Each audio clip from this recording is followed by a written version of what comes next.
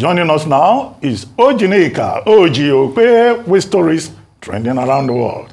Hello, Jinx. Good morning, Dr. Abati. Good morning, Ayo. Good morning, Rufai. How are you this morning? Congratulations to Arise News. As always, Nigeria Media Night Out Award. This goes to everyone at Arise News. Congrats. Well, all right. Good morning to you, viewers. Here are some of the stories that are trending across the globe. Hundreds of thousands of demonstrators rallied in cities in Europe, the Middle East and Asia over the weekend to show support for Palestinians as Israel's military widened its air and ground offensive on Gaza. In London, aerial footage showed large crowds marching through the center of the capital to demand the government of Prime Minister Rishi Sunak to call for a ceasefire.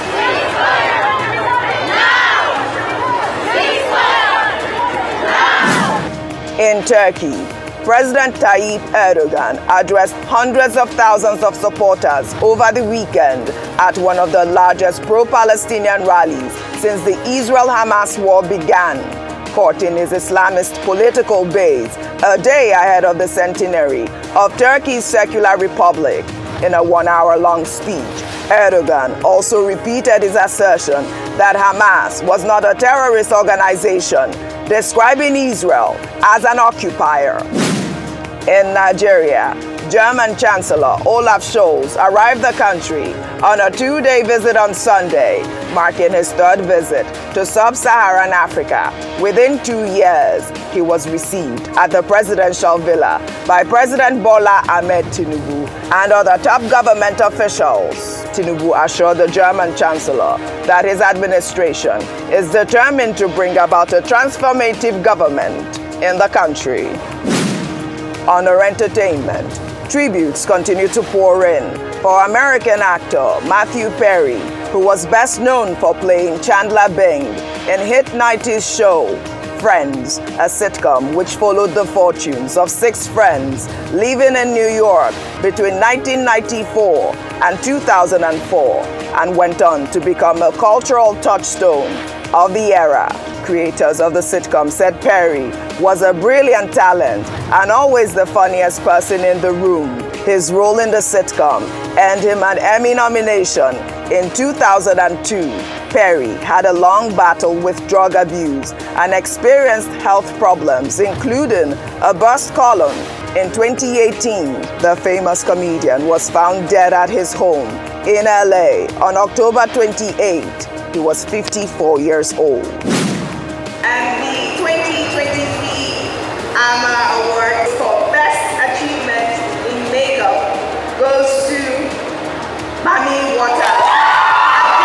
Then, the 19th edition of the Africa Movie Academy Awards, celebrating the best of African cinema, took place on Sunday, October 29th at the Balmoral Convention Center in Lagos. The event featured a tribute to the late Peace Ayamo Sigwe, founder of the iconic awards ceremony, who passed away on January 9, 2023. The historical epic film, Anikulapo, directed by Kunle Afolayan, won the award for Best Film in an African Language. Toby Bakary won the award for Best Actor in a leading role for the film Brotherhood, while Haitian actor Jimmy Jean-Louis won the Best Actor in a supporting role for the film Rise. Nse Ikpem Etim won the Best Actress Award in a leading role for the film 4444, while Senegalese film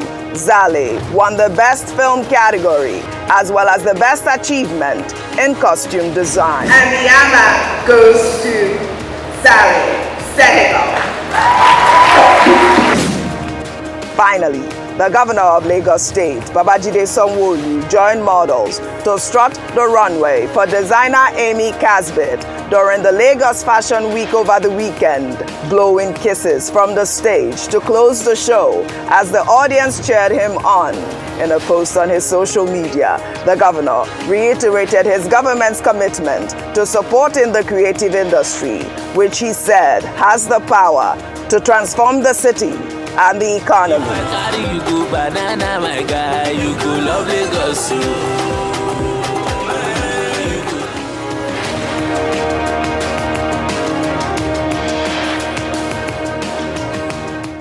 You can see how excited I am, right? Yeah, I can see that. I mean, when I saw that video, I'm like, no, is that the governor? Wait, let me look again. That's the governor of Lagos. It is the governor of Lagos the runway. Well, don't worry, he needs to come and learn some lessons from me. I agree. Because you're the pro. Well, he did well. He did very well. On a scale of 1 to 10, yes. from a professional, eye, from your professional eyesight and angle, yes. How did he do? I think he did 9 over 10. Well done, Governor.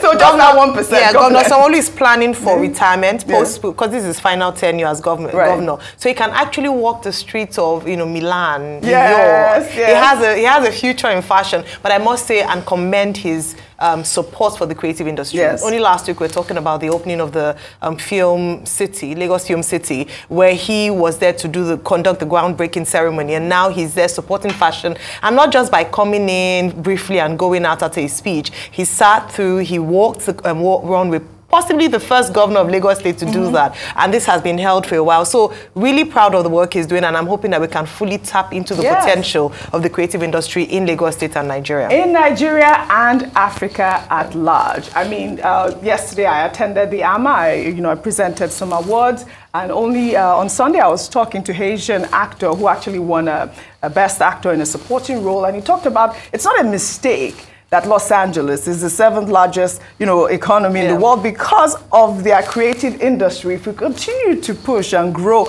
our creative industry, I mean, Nigeria can take over in any way. Fashion, be it, acting, music, which has really put us blown in the limelight. Terms, Well, congratulations to all the winners at the AMA Awards, and congratulations to the governor of Lagos State, and now a fashion model, officially. All right, well, let's continue on what's trending.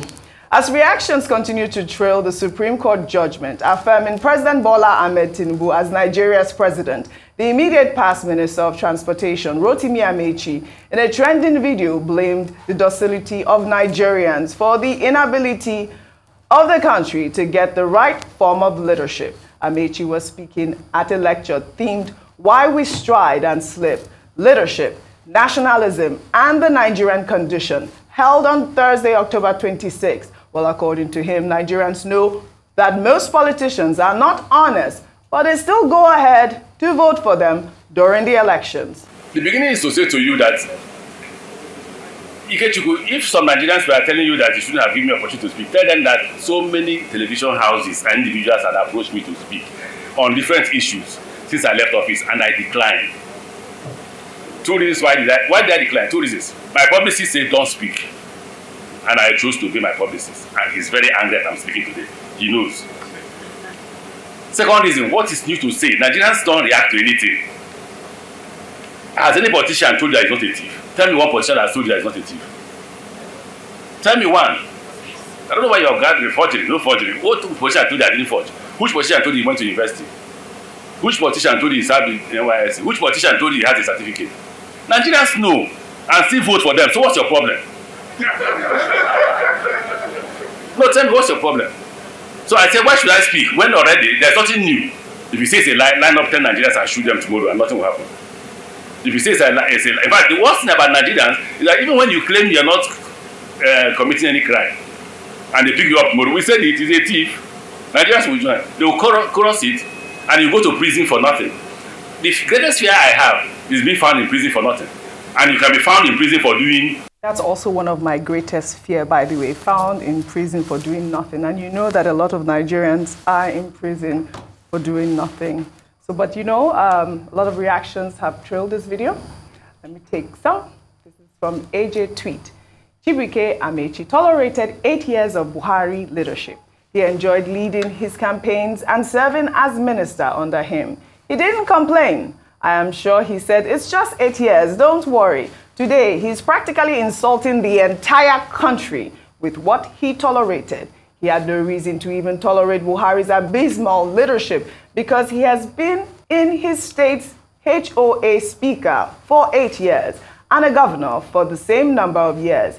He had a strong reason to totally reject PMB, a president who hired 20 SANs to defend his O-level. Buhari's administration is the cause of the bad economy today. Chibuike Amechi should stop insulting the sensibilities of Nigerians. Well, another Twitter user there goes, this is practically not the first time, neither will it be the last, that a political elite came out to state the truth, that is reluctantly in the open.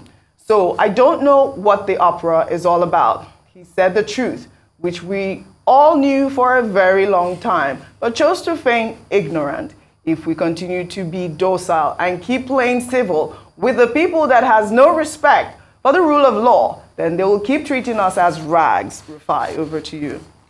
So we had a very lovely conversation with with Olusegun about SAN. Yes.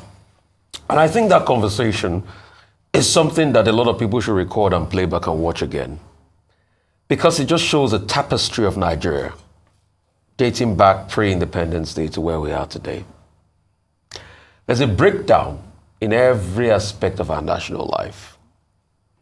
And we truly need to ask ourselves, do we truly want a country or want a joke? You see, if we want a joke, we'll kid ourselves, we'll lie to ourselves, we'll deceive ourselves, we'll do all sorts. And we'll do the turn-by-turn Nigeria Limited that when it's my turn, I will enjoy every perk possible.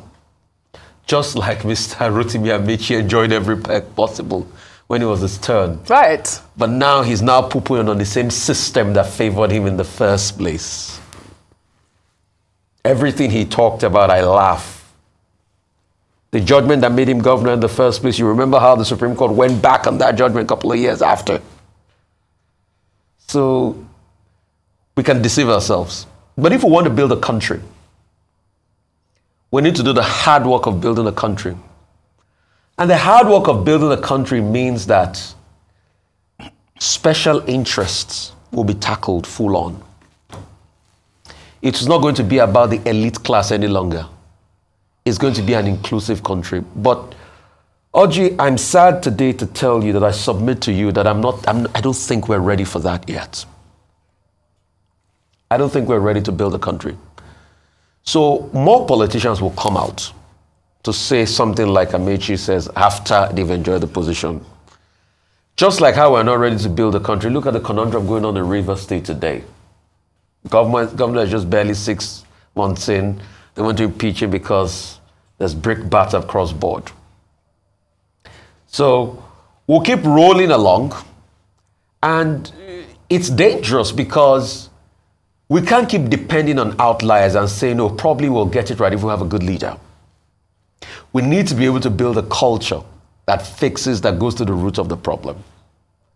So I am not surprised what he's saying. Some people, in fact, will say sour grapes. Probably, if his presidential ambition had been successful, maybe he wouldn't be saying this. So right. I've laid it bare. Do we want to build a country or want to build a joke?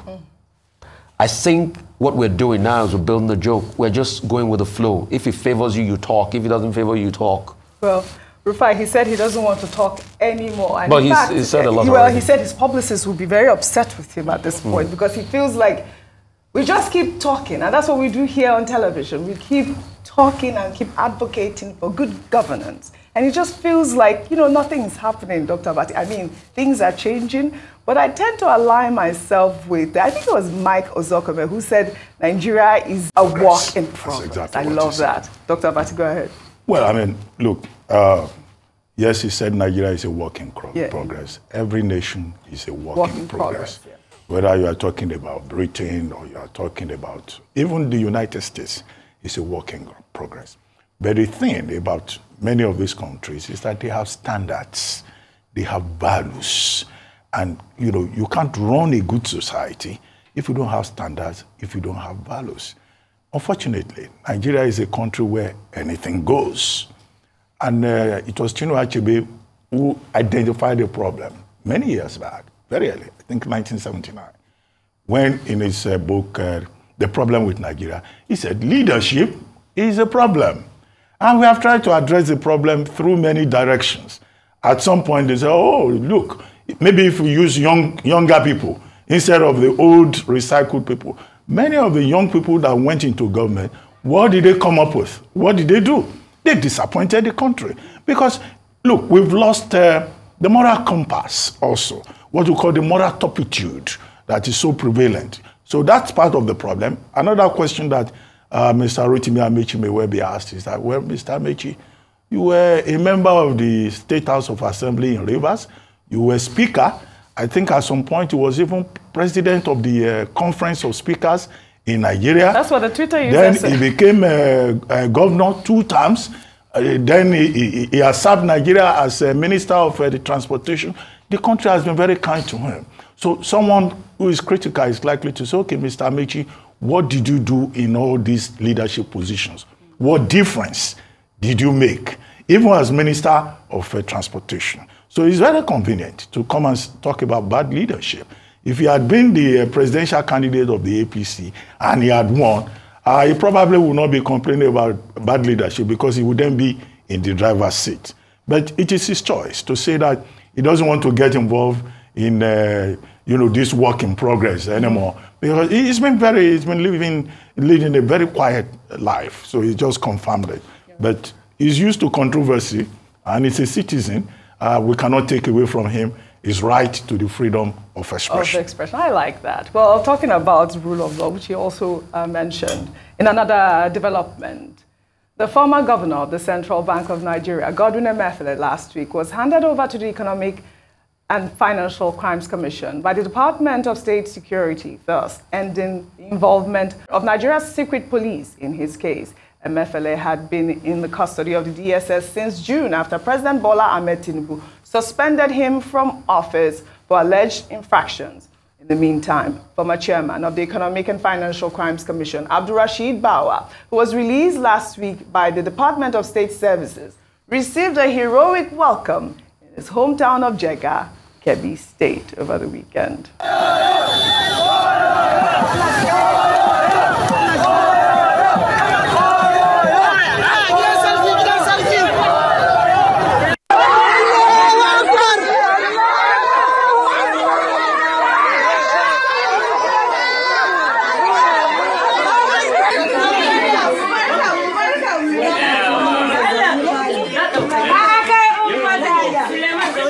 That was quite heartwarming to see. I believe they said that was his mother there, but I do remember the song. Oh, you. I love you. Welcome. I loved it. Well, he's home at last. I mean, I guess that's what he'll say. But the conversation is still out there. What happened?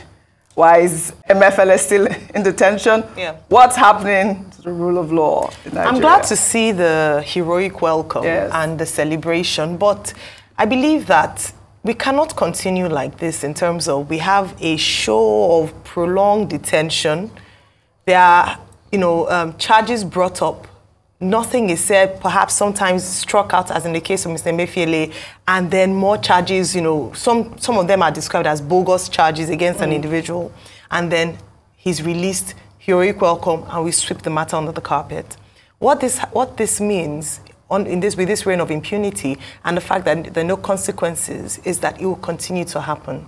In the case of Mr. Emefiele, and I don't want it to just be about the individuals involved, it's about creating strong institutions, and it's institutions that are credible. Unfortunately, we cannot boast of that in Nigeria currently, and that is why agencies like the DSS would act with impunity. So, for instance, with Mr. Emefiele's case now, it has now finally ended with the DSS. Let's not forget the show of shame in the court, whereby the DSS and the EFCC had come to blows over the contention of who would take custody of the man whom the court had just ruled with regards to a bill. So, how do we begin to fix that? And going back to that conversation with Mr. Agbakoba, it's beyond just putting in laws, putting in measures. It's about respecting the rule of law.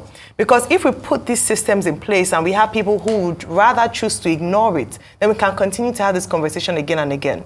Going back to the previous conversation on bad leadership and what Mr. Amaechi had mentioned, it's the same thing, where people just act as they will. It depends on who is in power. That determines what is obeyed or what is not obeyed. We cannot build a nation like this. But I'm hoping, last week I'd asked, you know, following the affirmation of the president by the Supreme Court, I'd asked the question around Mr. Emefiele, around what is happening to him. Yes. Also about Mr. Nnamdi Kanu. Let's not forget these people who are languishing in detention, despite court rulings with regards to the state of their cases. I think as a nation, we have to begin to rethink how we build our institutions. We are for that because it's beyond the person who is in power at the point. I hope that Mr. Emefiele will get a fair hearing, even though based on antecedents, I can't be too hopeful. But let him come out in peace, and hopefully we have another heroic welcome for him, and the matter is swept under the carpet. Another oyoyo. Well, all right. I'd love to thank you all for your great analysis, as always, on What's Trending. Well, that's all I have for you on What's Trending today. I'll see you all tomorrow.